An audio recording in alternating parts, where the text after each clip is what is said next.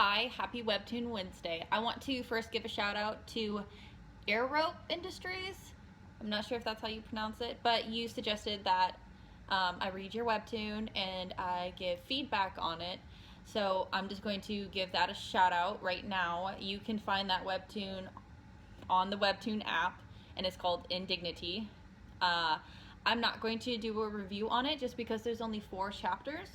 So when it is further along, then I will do a review on your webtoon for you. Now today I am going to do a review on the webtoon called 1,000 Cranes. I pulled up a picture on my Kindle to share with everyone. I did a review last week on the same author or creator, and I really like her artwork. I really like her story so far. I think she's really good. Look at that handsome man. So that is Dean. Dean is not necessarily our main character, but he is one of the main characters. Our main character is Craig, and Craig is in his early 20s. I think he's like maybe 24, 25. His dad ended up putting a lot of debt under Craig's name, so Craig actually works like 2 jobs. He was in the military, but then he got out once he found out that his younger sibling was having a terrible life with their father, and like their father ended up running away. So they have like loan sharks coming to their house all the time. So poor Craig just works his life away, and he actually kind of, in his mind during the first chapter, he kind of debates whether or not it would be better if he was dead, and then he wouldn't have to deal with anything anymore. There'd be no more debt, there'd be no more loan sharks, there'd be no more stress and struggle. So he's kind of contemplating that as he's walking home in the early hours of the morning, because he worked the night shift. And as he's walking home, he actually sees someone killing another person. You see my cat? He actually sees someone killing another person, and he kind of freezes, and they make eye contact, and the other guy, which you end up finding out is Dean, for some reason he looks behind him, he gets distracted, and Craig takes off and like just he leaves. He goes home.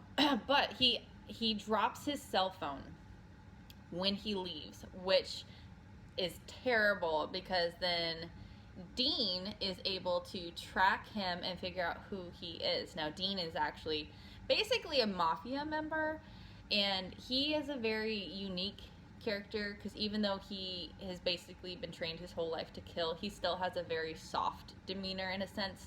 He doesn't want to kill. It's just what his dad has raised him to be. So he spares Craig's life for seeing him kill someone, and actually makes him work for him within the mafia, and decides to make Craig his therapist. Now after some time, Craig kind of feels like he has feelings for Dean, but also knows like Dean is kind of crazy and a killer. So he's very hesitant on that, especially since he still has to take care of his younger sibling.